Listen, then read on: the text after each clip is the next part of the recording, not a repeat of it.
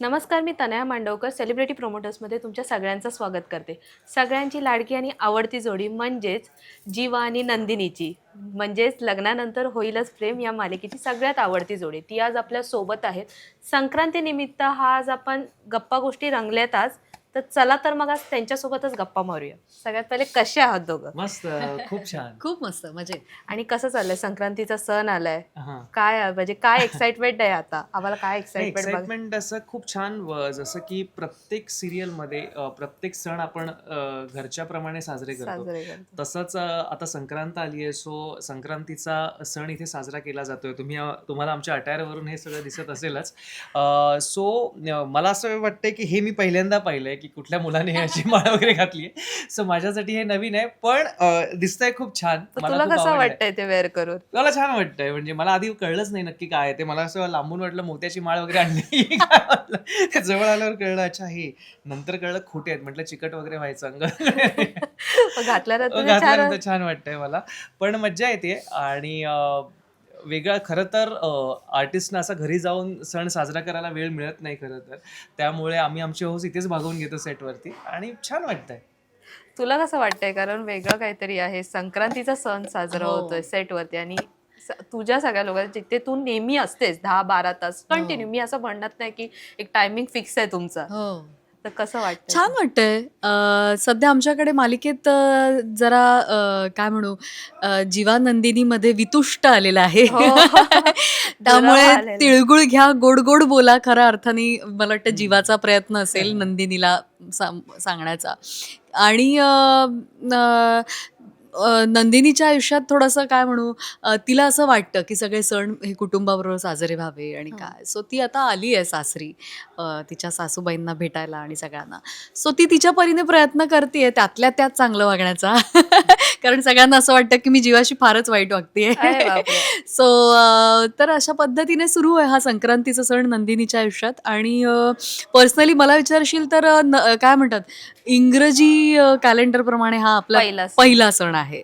So छान मज्जा. आम्ही नाशिकला मस्त डीजे बिजे लावून असं गच्चीवर पतंग वगैरे उडवायचो आणि खूप मज्जा करायचो. आणि ते मिस करते मी, मला ते आठवतंय. म्हणजे तुला ते आठवतंय ते क्षण सगळे. मग मृणाल, तुला विचार असं वाटेल की तुझा जसा तुझा रिअल मध्ये पाहिजे झालाय, एक छान मुलगी पण आहे. येस, तर तो पहिला म्हणजे मकर संक्रांतीचा सण कसा होता? ती एक आठवण कशी होती? त्याच्याबद्दल काय सांगशील? मुलगी झाल्यावर की आधी? पहिला सण पण तुझा, पहिला सण माझा अर्थात जसा आत्ता करतेय मी, की माझ्या घरच्यांनी मला साडी नेसवली होती, दिली होती माझ्या आईंनी, आमच्या सासूबाईंनी, आणि हलव्याचे दागिने दिले होते आणि हळदी कुंकू असतं आणि मग त्यांच्या मैत्रिणी आणि असे सगळे आले होते आणि असं छान सेलिब्रेट केला मी माझी पहिली संक्रांत. आता मुलीबरोबर तिला आता कळतंय, त्यामुळे मला वाटतं हा तिच्यासाठी पहिला सण आहे. तिला कळेल की तिळगुळ घ्या, गोड गोड बोला. ती बोलू शकते आता, दोड बोला असं ती म्हणतीये 2 दिवसापासून.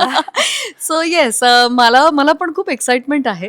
आजच तिच्या शाळेमध्ये सेलिब्रेशन होतं संक्रांतीचं. सो ती आज गेली आहे. पतंग वगैरे पण तिने पहिल्यांदा पाहिलंय. सो माझ्यासाठी खासच आहे हा सण.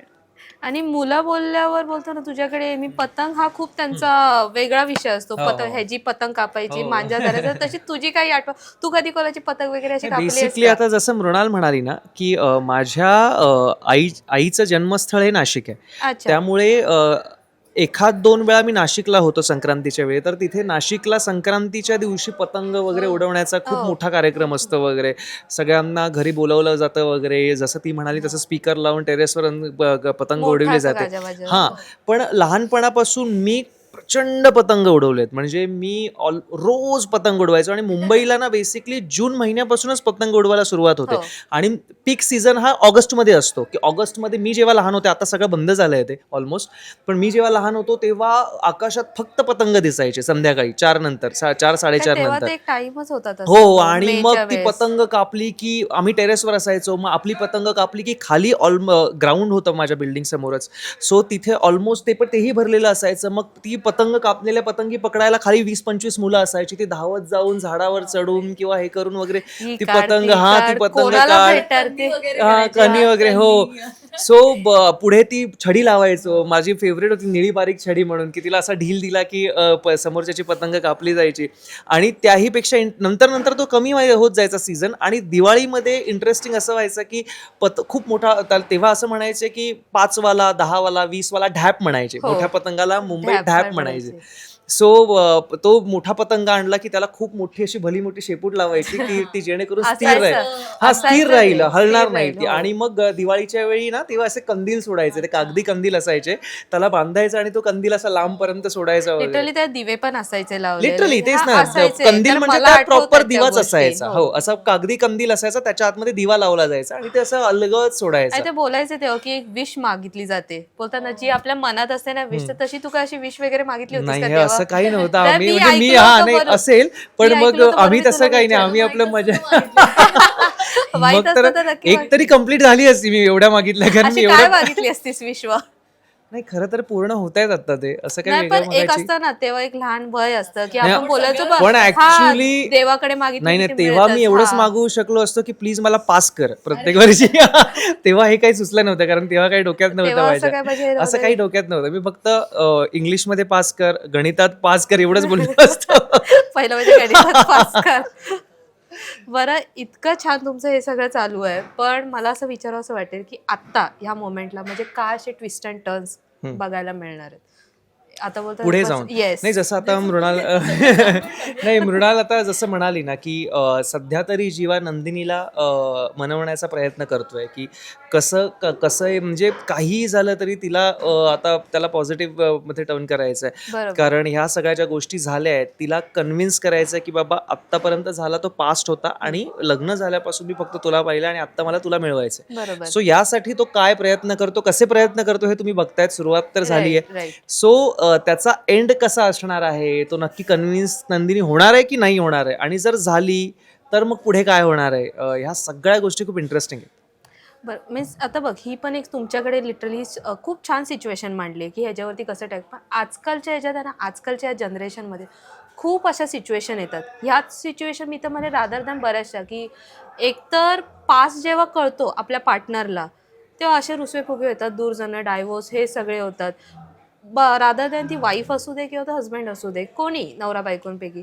तर त्याच्यावरती तुमचं असं काय मत असेल की कसं टॅकल केलं पाहिजे? ऍक्च्युली एक जस्ट जनरल विचारते मी, मत काय असेल तुमचं आजकालच्या जनरेशन? आजकालच्या जनरेशन नाही, मला असं वाटतं कुठल्याही बरोबर. गोष्टीवर एकच सोल्युशन आहे, ते म्हणजे कम्युनिकेशन. राईट. जोपर्यंत तुम्ही गोष्टी मोकळेपणाने बोलत नाही आणि लपवाछपवी करता तोपर्यंत गैरसमज हे होणारच.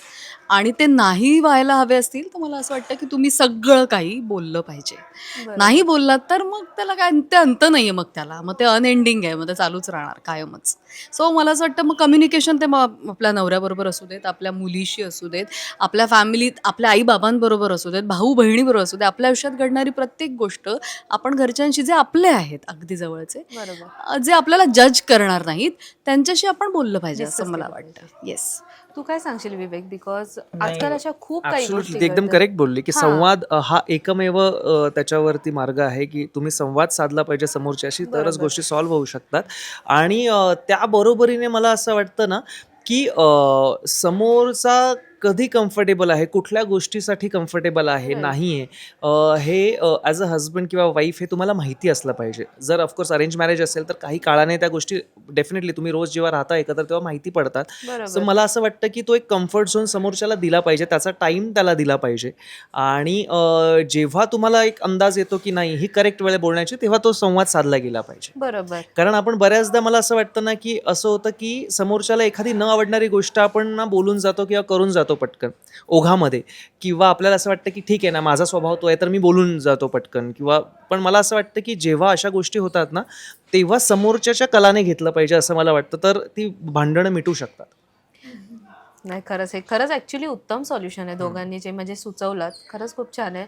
पण जेव्हा आता ही आपली तर पहिलीच भेट आहे, मगाशी तिच्याशी माझं तर लग्नही झालं नाहीये, तुम्ही मला मी आपलं बट ऍटलीस्ट सजेशन दिलं तर ज्यांना होणार आहे त्याच्यासाठी. हा, मी आजूबाजूच्या यावरून एक्सपिरियन्स घेऊन हेच दिलेलं आहे. सगळीकडून ऐकू, कारण ती एक्सपिरियन्स हो, ती आहे. म्हणून म्हटलं की आपली तरी पहिलीच भेट आहे, पण मला असं जाणून घ्यायचं की तुमच्याकडे जेव्हा हे रोल्स आले, तुझ्याकडे जेव्हा विवेक म्हणून तो होतास, पण तुझ्याकडे जेव्हा जीवाचा रोल आला हा. की हे तुला कॅरेक्टर प्ले करायचं, बघ प्रत्येक कॅरेक्टरचं एक वेगळं वेगळं हे असतं, USP बरोबर असतं. बरोबर. तर तुझी थॉट प्रोसेस काय होती की आपल्याला जीवा प्ले करायचंय, तर कसं वेगळेपणे बोलतो ना, एक थॉट प्रोसेस येते आपल्या डोक्यात, कसं होईल काय होईल असं. नाही, पहिली गोष्ट जेव्हा हा शो माझ्याकडे आला तेव्हा मला कळलं की 2 हिरो आणि 2 हिरोईन्स आहेत. तर सुरुवातीला मी नाही म्हटलं, कारण मला नव्हतं करायचं. हां, म्हणजे कशाला ना, बेसिकली प्रत्येक ऍक्टर विचार करत असतो की अरे मग तेव्हा काय स्क्रिप्ट असेल, कारण सिरियल फिल्मला आणि वेब सिरीजला किंवा नाटकात तुमच्याकडे पूर्ण स्क्रिप्ट हातात असते. तुम्हाला माहित असतं की हे 4 कॅरेक्टर्स किंवा हे 2 हिरोचे कॅरेक्टर्स कुठे जात आहेत, त्यांचा ग्राफ काय आहे, ह्या सगळ्या गोष्टी आपल्या हातात असतात, आपण वाचू शकतो. बरोबर. सिरियल हे एकमेव माध्यम असं आहे की तुमचे सगळी गणितं TRP वरती ठरतात, की कुठल्या सीनला जास्त TRP येतोय, कुठल्या सीनला, म्हणजे त्यांच्याकडे सेकंडचा हिशोब असतो की कुठल्या सेकंडला बाबा ऑडियन्स आला आणि कुठल्या सेकंडला तो स्विच झाला किंवा कोणाच्या सीनला तो स्विच झाला. सो ह्या सगळ्या गोष्टी आपल्या हातात नसतात. मेहनत प्रत्येक जण करत असतो, नशिबाचा भागही तेवढाच असतो. सो तेव्हा मी नाही म्हटलं होतं, पण ह्या सगळ्यामध्ये नंतर जेव्हा मी स्क्रीन प्ले ऐकला तेव्हा मला थोडा इंटरेस्टिंग वाटला. आणि बेसिकली खरं सांगायचं तर 10-12 वर्ष असं झाल्यानंतर मला असं वाटलं की यार मला नाही आता 27-28 दिवस काम करायचं आहे, मला 18-20 दिवसच काम करायचं आहे. सो पहिला थॉट माझा तो होता की यार मला आता 28 दिवस नाही काम करायचं, 18-20 दिवसात संपलं, इनफ आहे, मला बाकीचे दिवस दुसरं काही करता येईल का असा विचार होतो, पण ते असं काही करता येत नाही दुसरं वगैरे त्यात. पण चालूच राहतं ते. पण तो एक पहिला थॉट होता. मग ते घेतल्यानंतर मग ती थॉट प्रोसेस सुरू झाली की नक्की काय करता येईल, कसं वेगळेपण याचं टिकवता येईल. कारण आधीच्या शो सारखं कुठेतरी मला असं वाटतं ॲज अन ॲक्टर तुम्ही 2 ते 3 कॅरेक्टर्स वेगळे प्ले करू शकता. अदरवाईज तुमची छाप ही प्रत्येक कॅरेक्टरमध्ये काहीतरी आधीच्या याची हे असतेच. असं नाही होऊ शकत की पूर्णच काहीतरी वेगळं केलं. किंवा मग त्याच्यासाठी एक वेगळं माध्यम असावं लागतं, फिल्म किंवा वेब सिरीज, की ज्याच्यासाठी तुम्ही एखादं कॅरेक्टर प्ले करता. राईट. इथे एक हिरो प्ले करायचा असतो, फक्त कॅरेक्टर प्ले करायचं नसतं. सो मला असं वाटलं की त्यातल्या काही गोष्टी आहेत, त्याच्या एक बॅकस्टोरी किंवा त्यात काही छोट्या गोष्टी, काही थोडेफार चेंजेस करता येऊन त्या सगळ्या गोष्टी पोर्ट्रे करता येतील, ह्याचा विचार करून मी त्या 2-3 गोष्टी ठरवल्या आणि त्याप्रमाणे ते प्ले करत गेलो. म्हणजे काहीतरी वेगळं असं हे बोलतो ना. हां, मला ॲज अन ॲक्टर मला असं वाटतं की खूप काही चेंजेस नाही करू शकत. बरोबर. हां, कारण तो बेसिकली हिरो प्ले करायचा आहे ना. Right. ते एक कॅरेक्टर जर प्ले करायचं असतं तर मग तुम्हाला बॉडी लँग्वेज पासून, त्याचे जेस्चर्स पासून, सगळ्या गोष्टी, आवाजापासून सगळ्या गोष्टी बदलता येतात. जेव्हा ते एखादं, जसं आपण बायोग्राफी करतो कोणाची तरी, तर एखादं कॅरेक्टर असतं, सो ते आपण ऑब्झर्व करून त्या सगळ्या गोष्टी करतो. सो इथे हिरो प्ले करायचं असल्यामुळे त्यातल्या आधीच्या कॅरेक्टर मधल्या किंवा माझ्यामधल्या ॲज अ विवेक काही गोष्टी येणारच आहेत त्याच्यामध्ये. राईट. सो वेगळ्या 1-2 गोष्टी आपण चेंज करून कसं पोर्ट्रे करू शकतो यावर मी फोकस केला. मग विवेक आणि जीवा सेम आहेत का? मी असं नाही. मग कसे आहेत दोघं? खरं तर काय म्हणजे विवेक असं आणि जीवा difference असं म्हणता येईल की मी ज्या लोकांशी असं खूप कनेक्ट होतो ना, तर मग मी जीवासारखा हे करतो. ओके. हो, मग माझ्या त्या गोष्टी तितका मग मी ओपन अप होतो. आणि जर मी नाही होत तर मग मी रिझर्व्ड असतो, मी त्या याच्यात असतो. असे विवेकचे पण 2 वेगळे भाग आहेत. स्वतःच्याच म्हणजे हो. जोपर्यंत तू कम्फर्टेबल होत हो. मी तुझ्याकडे येईन मृणाल, की जेव्हा इवन हे नंदिनी, कारण तू पण खूप सारे रोल्स केलेत, हे मलाही माहिती आहे स्वतः. सो जेव्हा हे कॅरेक्टर आलं तुझ्याकडे नंदिनीचं, की नंदिनी प्ले करायचं, तेव्हा तुझी ती काय थॉट प्रोसेस होती की नंदिनी किंवा ह्याच्यात काय वेगळं करायचं, असं काय डोक्यात आलेलं तुझ्या? मुळात मला खूप आवडली ही गोष्ट, की परत तेच माझंही मत असं होतं की मला थोडंसं जास्त बांधून घ्यायचं नव्हतं स्वतःला, बिकॉज माझी मुलगी अगदीच 3 वर्षांची आहे. आणि 4 जण जेव्हा एकत्र एका गोष्टीत असणार आहेत तेव्हा मला असं वाटलं होतं की मला थोडासा वेळ देता येईल. नाही देता येते ही चांगली गोष्ट आहे. पण कारण की आता मी हे सांगेन की मला ही गोष्ट खूप आवडली होती, कारण सासू सून आणि तेच ड्रामा मीही केला आहे आणि मलाही खूप कंटाळा आला होता. आणि फॉर्च्युनेटली ही गोष्ट खूप छान आहे. आणि मला एक सांगावंसं वाटतं की आता गोष्टी ना हिरो हिरोईनच्या नाही राहिल्या आहेत, Right. आता गोष्टी माणसांच्या झाल्यात. बरोबर. आणि ती खूप चांगली गोष्ट आहे आणि तो बदल व्हायला हवा. आता ते हिरो सेंट्रिक आणि हिरोईन असं नसावं असं मला वाटतं, माणसांच्या गोष्टी असाव्यात. आणि ही चौघांमध्ये ती खासियत आहे. आणि फक्त चौघांपुरती मर्यादित नाही आहे मालिका, ह्यातलं प्रत्येक कॅरेक्टर तेवढं महत्त्वाचं आहे, बिकॉज Right. प्रत्येक जण तेवढा छान काय म्हणू त्याचा से आहे प्रत्येक कॅरेक्टरचा काहीतरी. सो मला ही गोष्ट आवडली. Over the period of time ते सगळं आता छान डेव्हलप होत गेलंय. सुरुवातीला ते मलाही कळत नव्हतं की काय करतोय आपण आणि आपण योग्य निर्णय घेतलाय किंवा नाही. पण मला आता असं वाटतं की हो, मी हा खूप चांगला निर्णय घेतला, कारण की मी आत्तापर्यंत जे काम केलंय त्याच्यापेक्षा थोडंसं, खूप नाही पण थोडंसं, म्हणजे मला स्वतःला परफॉर्म करायला काहीतरी मिळालं की चल बाबा काहीतरी कॉमिक सीन केला आहे किंवा काहीतरी शेड्स ऑफ म्हणजे कॅरेक्टरला काहीतरी शेड्स मिळाले आहेत आहेत वेगळे. त्यातल्या त्यात. तर मी पूर्णपणे न्याय देते असं माझं अजिबातच म्हणणं नाहीये. मीही शिकतेच आहे आणि मी पण प्रयत्न करते. पण मला खूप चांगली टीम मिळाली आहे. माझे को ॲक्टर्स सगळे चांगले आहेत. आमचे डिरेक्टर खूप छान आहेत. आधी भरत सर होते, त्यांनी आमच्याकडून छान करून घेतलं आणि आता केदार दादा आहे, जो खरोखरच खूप छान इमोशन्सवर काम करतो आणि तो तुमच्याकडून काढून घेतो गोष्टी. त्यामुळे त्या गोष्टीला थोडंसं खरेपण येतं आणि ते लोकांना आपलंसं वाटायला लागतं. मला खूप लोकं भेटतात आणि जेव्हा ते मला म्हणतात की मृणाल, अगं आम्हाला ना आवडतीये मालिका, कारण त्यात तोचपणा नाहीये. बरोबर. आणि मलाही ऐकताना छान वाटतं की चला आपण कुठल्या तरी चांगल्या प्रोजेक्टचा भाग आहोत. सो येस, मला आधीही वाटलं होतं की यात काहीतरी गंमत आहे या गोष्टीत आणि आता माझी पूर्ण खात्री आहे की आपण योग्य निर्णय मृणाल घेतलाय. पण तशीच आहे रिअल मध्ये नाही, जशी नंदिनी. मग अजिबात मृणाल नाही. कशी मृणाल आहे? खूप चिडखोर आहे. मी भयंकर चिडखोर आहे आणि मला राग आला तर मी शांत बसते. मला राग अच्छा. नाही आला तर मी खूप बडबड करते. जशी आता आपण गप्पा मारत हां, होतो. येस. पण हां, म्हणजे असं काही नाहीये. व्यक्तीवर आपलं वागणं बदलतं अर्थात. सो नंदिनी आणि मृणालमध्ये असं खूप काही साम्य आहे असंही नाही आणि खूप म्हणजे असं काही ठीक आहे म्हणजे. आणि मी ना बऱ्याचदा असं ऐकलंय की तुमच्या सीन मध्ये ना जेव्हा स्टार्टिंगला तू तिला चकाचक बाई बोलतोस. तो असं काय म्हणजे असं ठरवलेलं होतं की रॅन्डमली असं चकाचक बाई आणि तू काय ते पसारेवाला असं काहीतरी बोलतेस त्याला, तर ते असं कसं काय म्हणजे आलं जेव्हा नाही तू नाही नाही, असं ऐकलं? क्रेडिट रायटर्स आहे. राईट. खरं तर सुरुवातीला जेव्हा ते आलं तेव्हा असं झालं होतं की अरे हे काय आलंय लिहून, हा, हे मी कसं तेच काय आता विचारलं होते घ्यायचं किंवा कसं काय. काय. आणि तो एक सीन आम्ही केला होता, म्हणजे तेव्हा सीन्स असे सुरू होते की खरं तर त्या दोघांमधला तो एक आईस ब्रेक झाला नव्हता, तरी पण तो एक वेगळा सीन आला होता अचानक. आणि आमचं असं झालं की अरे तो आईस ब्रेक झाला नाहीये, तेवढे आम्ही एकमेकांशी कम्फर्टेबल झालो नाही आहोत आणि डिरेक्टली असं जाऊन एकमेकांना चकाचक बाई ती पसारेवाला म्हणणं वगैरे हा. थोडंसं लगेच होईल, ऑडियन्सला डायजेस्ट होणार नाही आणि हे असं कसं चकाचक बाई पसारेवाला म्हणायचं वगैरे. पण टू बी व्हेरी फ्रँक तो सीन झाला, एक 7 ते 8 मिनिटाचा सीन होता तो, आणि त्याच्यानंतर इतके त्याच्यावरती पॉझिटिव्ह कमेंट्स आल्या की अरे हा सीन आम्ही खूप एन्जॉय केला, मज्जा आली आम्हाला बघताना वगैरे, हे असेच सीन करा तुम्ही वगैरे. ते चकाचक बाई आणि पसारेवाला पण ते तर फेमस खूप झालं. famous हो, झालं. म्हणजे हिची मुलगी हिला घरी पसारेवाला म्हणते. का असं? हा. कारण की तिचं असं म्हणणं आहे की मी सकाळी निघून जाते शूटला, हा. तिला असं वाटतं की मी पसार करते, जे मी खरंच नाही करत. Totally उलटी. हा, तर ती मला पसारेवाली बाई म्हणते आणि ती स्वतः चकाचक बाई आहे, कारण अच्छा. तिचं म्हणणं ती घर आवरते. ती 3 वर्षाची आहे. एक्झॅक्टली. आणि इनफॅक्ट आमचे प्रोड्युसर आहेत, त्यांनीच आम्हाला हा किस्सा सांगितला. त्यांची वाईफ त्यांना पसारेवाला म्हणायला लागली. त्याच्यावरून त्यांनी ठरवलंय का की हो, एक्झॅक्टली. पसारेवाला आणि- सो असे बरेच कमेंट्स येत गेले आणि मग आम्हाला कळलं की नाही, आपण ऍक्च्युली एका पठडीत राहून विचार करतो ना, तोही चुकीचा आहे. म्हणजे असं मी ऑब्झर्व केलं की नाही, आपण थोडासा ना आउट ऑफ द बॉक्स जाऊन पण विचार केला पाहिजे. काही वेगळ्या गोष्टी केल्याने पण ऑडियन्सला ते आवडू शकतात. आपण असं ठरवू नाही शकत तर हे नाहीच आवडणार किंवा हेच आवडेल. बरोबर.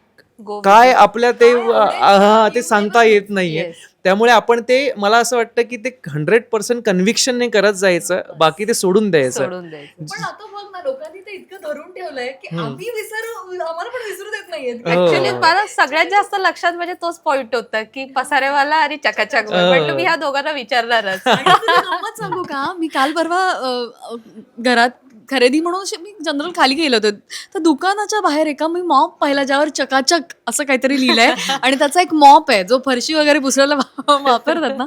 सो मी म्हटलं अरे किती लोक विचार करून चकाचक बाई आणि असं लिहितात. आणि हॅट्स ऑफ टू पण आमचे त्या एका सगळेच वर्डने रायटर्स. बघ ना किती काय, इव्हन पॉझिटिव्ह आणि किती त्याच्यात हे झालंय बघ ना, चकाचक. त्याला मिनिंग पण किती चांगला निघालाय तो चकाचक म्हणून. हो. मृणाल, मी तुलाच विचारे, I am sorry, no problem. तुलाच विचारे की आजकालच्या मुली मोस्टली लग्न होताना किंवा लग्न व्हायच्या अगोदर, आता जसं की मी तुमची सुरुवातीची सिरियलमध्ये केमिस्ट्री बघितली की हा थोडा चिडका आहे, जशी चिडून बोलतो, तशा सांभाळून नाही घेत. बरं. आणि तू त्यांना एक वेगळं ते अशी डिरेक्शन दाखवलीस की आपण तसं सांभाळून घेतलं पाहिजे. तर त्याबद्दल मला ऍक्च्युली तुला विचारायला आवडेल की तू काय सांगशील, कसं म्हणजे हे केलं पाहिजे. अच्छा. हा. ओके.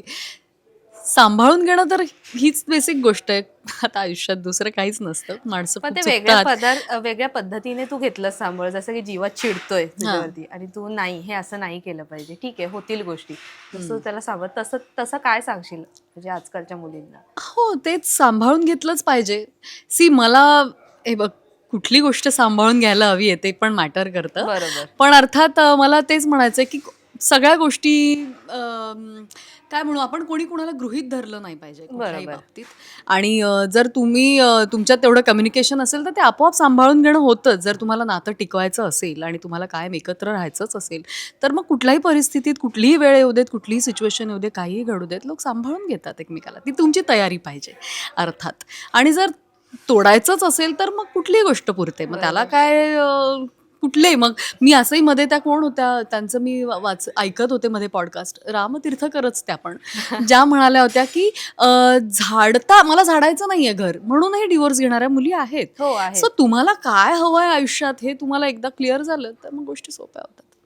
आणि आज दोघं जण एक महाराष्ट्राची लाडकी जोडी आहेत, आवडती, मी मगाशीच बोलले गोड आवडती जोडी आहे, तर त्याबद्दल असं काय सांगाल दोघं पण की खूप लाडकी आहे? मी तर खूप ऐकलंय जीवा आणि नंदिनी, मग त्याबद्दल असं काय सांगाल दोघांकडूनही मला ऐकायला आवडेल.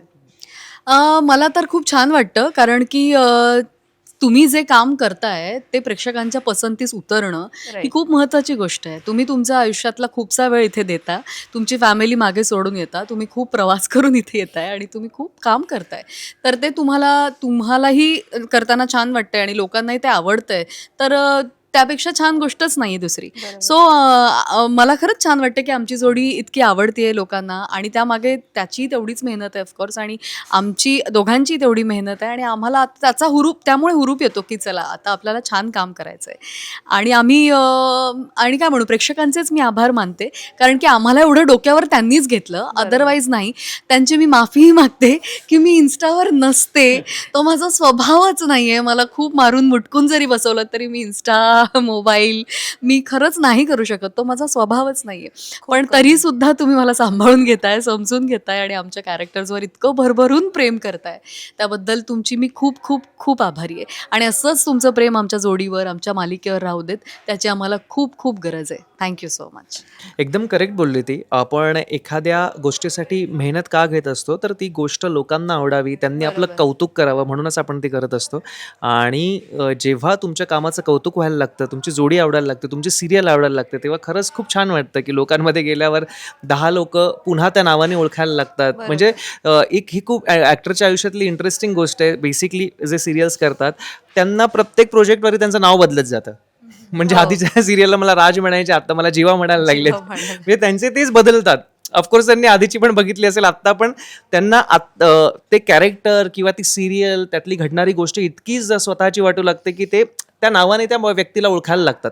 आधीचं काय आहे वगैरे ते सगळं विसरून जातात. पण बरोबर. ही खूप छान गोष्ट आहे की आपण त्यांना ते बिलीव्ह करायला लावतोय की बाबा हे आयुष्य आहे किंवा हे माझं कॅरेक्टर आहे किंवा हे माझं खरं आयुष्य आता हे घडतंय की काय. सो ही खूप छान गोष्ट आहे. आणि बेसिकली होतं ना की जेव्हा तुम्ही एखादा प्रोजेक्ट करत असता आणि ह्या सगळ्या गोष्टी घडतात. आता जसं की हा शो म्हणजे मागच्या महिन्यात मी तुला सांगेन की 11 ते 21 तारखेपर्यंत डिसेंबरच्या जिओ हॉटस्टारचे 25% सबस्क्रिप्शन आमच्या शोमुळे वाढलं, जे की बरोबर. ऑफिशियली त्यांनी आम्हाला सांगण्यात आलं. सो आणि जे आत्तापर्यंत कधीच झालं नव्हतं हेही त्यांनी सांगितलं. सो हे आमच्यासाठी इतकं मोठी ओव्हरवेल्मिंग होतं की असं जिओ हॉटस्टारचं 25% सबस्क्रिप्शन वाढणं ही खूप मोठी गोष्ट आहे. खूप मोठी पोच हां हां आणि हे जेव्हा घडतं तेव्हा खरंच खूप असं वाटतं की यार आपण जे काम करतोय ते इतक्या लोकांपर्यंत पोहोचलं आणि लोक इतके अप्रिशिएट करतायत वगैरे. सो खूप मस्त वाटतं आणि हे सगळं तुमच्या सगळ्यांमुळे घडलंय. तर प्लीज, जसं मृणाल म्हणाले की आमचा शो बघत राहा. सोमवार ते रविवार आहे, संध्याकाळी 7 वाजता आपल्या लाडक्या स्टार प्रवाहावरती. नाही खरं. जाता जाता काय सांगाल आमच्या प्रेक्षकांना? जाता जाता हेच की बघत राहून जा show. तुला दोघांना विचारलं. नाही नाही, खरंच खूप छान वाटलं. आणि काही गोष्टी अप अँड डाऊन्स होत असतात. मला माहिती आहे की तुम्ही खूप असं रिलेट करता त्या गोष्टीला घेऊन किंवा कॅरेक्टर्सना घेऊन, म्हणून तुम्ही पटकन रिॲक्ट होता सोशल मीडियावरती ह्या सगळ्यांनी. पण मला असं वाटतं की आमच्यासारखंच आम्ही जसं 14-14 तास शूट केल्यानंतरही पेशन्स ठेवतो, तसे तुम्ही सुद्धा थोडे पेशन्स ठेवा. गोष्टी तुमच्या मनाप्रमाणेच घडणार आहेत. मला तर एवढं सांगायचं आहे, नंदिनीवर रागावू नका प्लीज. कारण नंदिनी काही ठरवून हे सगळं करत नाहीये. आणि नंदिनीचंही मन समजून घ्या. एका दिवसात असं स्विचबोर्डवरच्या बटनासारखं switch on switch off Nandini नाही होऊ शकत. हा तिच्या आयुष्यात घडलेली खूप मोठी घटना आहे. त्यामुळे तिला थोडासा वेळ द्या प्रोसेस होण्यासाठी. सो तुमच्या जीवाला ती नंतर ॲक्सेप्ट करेल कदाचित. सो प्लीज थोडासा तिला समजून घ्या आणि तिच्यावरचं प्रेम कमी होऊ देऊ नका. त्याची तिला खूप गरज आहे. आणि अशीच आमची मालिका बघत राहा. आमची जोडी आय होप तुम्हाला आणखी आवडो आणि आमच्या सिरियलमधलं प्रत्येक कॅरेक्टर तुम्हाला आवडो आणि आमची मालिका तुम्हाला अशीच आवडत राहो. सो प्लीज आमच्यासोबत राहा आणि बघायला विसरू नका लग्नानंतर होईलच प्रेम, सोमवार ते रविवार संध्याकाळी 7 वाजता. पण एक आहे, नंदिनीवरचं प्रेम नाही कमी होणार, हो. कारण ती बऱ्याच जणांच्या मनात बसली आहे. सो हो. नंदिनीवरचं प्रेम नाही कमी होणार. थँक्यू. इतरांचं माहिती पण तुला मी आवडले त्याबद्दल मी कारण थँक्यू. माझं पर्सनल एक बोलतो ना, माझी आई स्पेशल ही सिरियल बघते. अच्छा. सो बोलतो एक कॅरेक्टर, भले कधी कधी मी रिअल नाव विसरते, पण तुमची कॅरेक्टरची नाव माझ्या बरोबर. आईलाच मी सकाळी हा हे परफेक्ट बोलते ना. हा थँक्यू सो मच. आणि काकूंनाही थँक्यू. Thank you so much. नक्की. सगळ्या खरंच खूप छान वाटलं मला. भले पहिली भेट होती, खरंच खूप छान होतं. थँक्यू. आणि तू खूप वाट पाहिलीस आमच्या इंटरव्ह्यूसाठी, त्याबद्दल थँक्यू. थँक्यू. तुम्ही मला तो ऍक्च्युली दिलात. आणि हो, सगळ्यांना नवीन वर्षाच्या आमच्या सगळ्याच टीमकडून खूप खूप शुभेच्छा आणि मकर संक्रांतीच्याही खूप खूप शुभेच्छा. Thank you so much. तुम्हाला पण हॅपी मकर संक्रांत. हॅपी मकर संक्रांत. तुला पण happy Makar Sankrant. Thank you so much.